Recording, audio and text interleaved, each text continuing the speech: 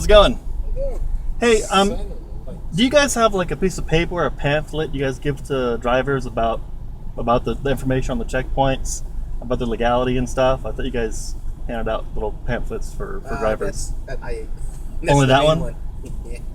If I wanted to get a hold of the person or the agent who's in charge of this checkpoint, how would I go about doing that? They stop by the checkpoint because we got a supervisor. That's what the supervisor Okay. is up there. Okay, I'll have to do that. I was through this checkpoint last week, and generally when I come to these stops, I don't engage in a consensual conversation. I don't really approve of these checkpoints. I feel that they're kind of a radical intrusion into the rights of the traveling public. And I'm always polite though, but the agent was kind of, he didn't like that. And so I'm obviously driving a company work vehicle. I got a big phone number here.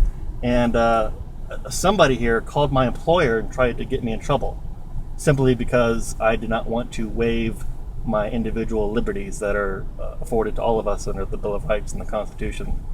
So, Well, with that being said, we are within close proximity of the border, so we have the authority to engage in conversation and stop everyone. I know. There's a stop sign I have to stop, but people don't have to. I don't answer questions. People have a Fifth Amendment right to not self-incriminate themselves, not to answer questions. Well, no, how can you not incriminate yourself? Because our job is to make sure that those that we're talking to are here legally. So that's what we're going to ask you, like, what is your citizenship?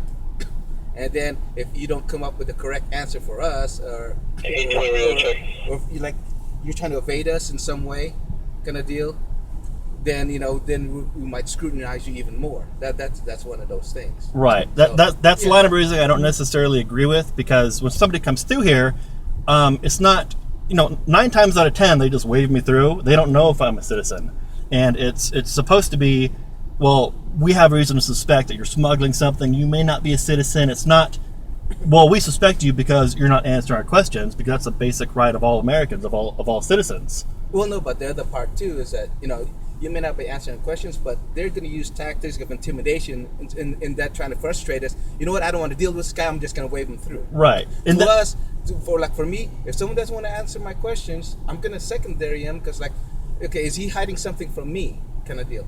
Right. Well, if somebody's really hiding something, they're going to be like, oh, I'm gonna try to cooperate and answer his questions and kind of be it comes with experience too. Because there's you come up and start reading people. Because the moment you come up, whatever, you start looking at the vehicle. Is it acting erratically? You can if you start seeing the driver, you start kind of gauging, is the driver right.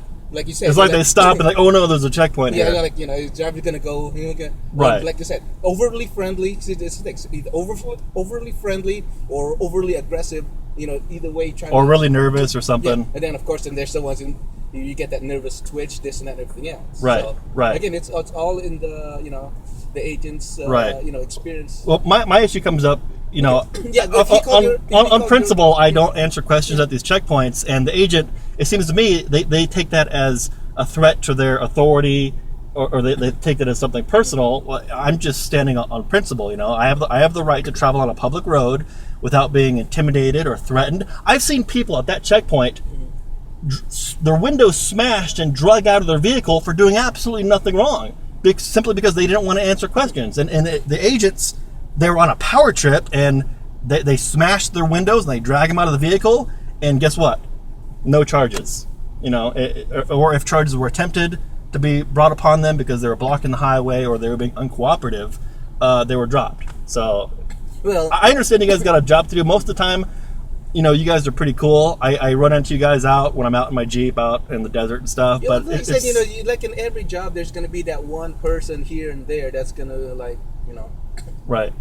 Kind of like they said, a couple of bad apples here and there. So you can't fault the entire agency for a couple of bad guys. Well, if somebody called my supervisor because I was standing up for my rights, it had it. Did if the day that you came through and it was November 6th. Okay, and this checkpoint or that. It was this checkpoint. And time of day. About 5:30 in the afternoon. In the afternoon. Yeah.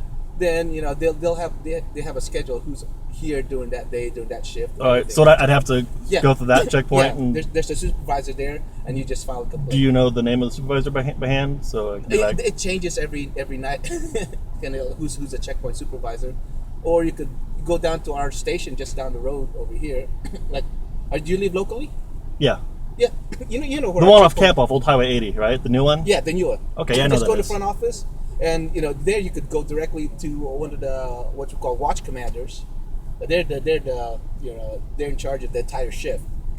So if you come in during the swing shift, during like the 5 o'clock, then you're definitely gonna get their watch commander during that time. Okay. The one who's in charge of the entire shift. Okay, I'll have to do that. Well, hey, I appreciate it. Yeah. Right? No problem at all. Cool. You have a good night. Okay, take care.